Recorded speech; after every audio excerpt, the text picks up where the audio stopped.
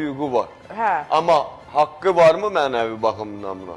Əgər deyilənlər düzdürsə, mən çox özün maraqlıdır. Hansı sənin üzrlə haqqın uşaq varmı? istəyir?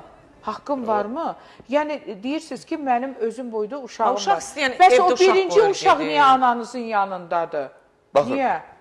bax, elə Əfsanə xanım, bir ağları dediniz ki, mənim çəkdiyim nümunədə. Dedim ki, ana məncə sağlam düşünür, bu mənim yanaşmamdır və uşaqları ataya verir. Amma bu nümunədə siz necə düşünürsünüz?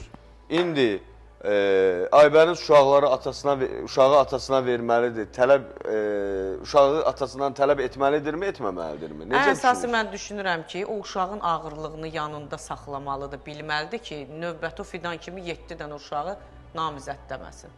Bəs, Yox, Boşluq olacaq, uşağa baxan var, boş bekar adamdır da.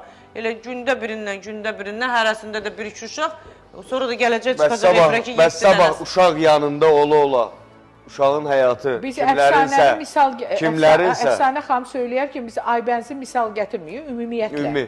bəs uşaq o ananın yanında olsa, Bax, məsələn. o uşaq özü gələcəkdə qurbana çevrilsə necə olacaq? Qız uşağıdır. Bəlkə elə birisi onun yanında oldu ki, Siz qız uşağı Burada deyirsiniz. üç Biz nöqtə. oğlan uşaqlarının da qurbana çevrildiyi halları ən azından görürük. bu işlərin içindəyik, görürük. yəni bunu Aybəniz fikirləşməlidir. Bizə birinci uşağını düşünür, Sizin mənim özüm övladınızdır, boyda sizin qızım var. haqqınızdır, deyirsiniz ki, bir ana olaraq istəyirəm uşağım yanımda olsa, bu normaldır.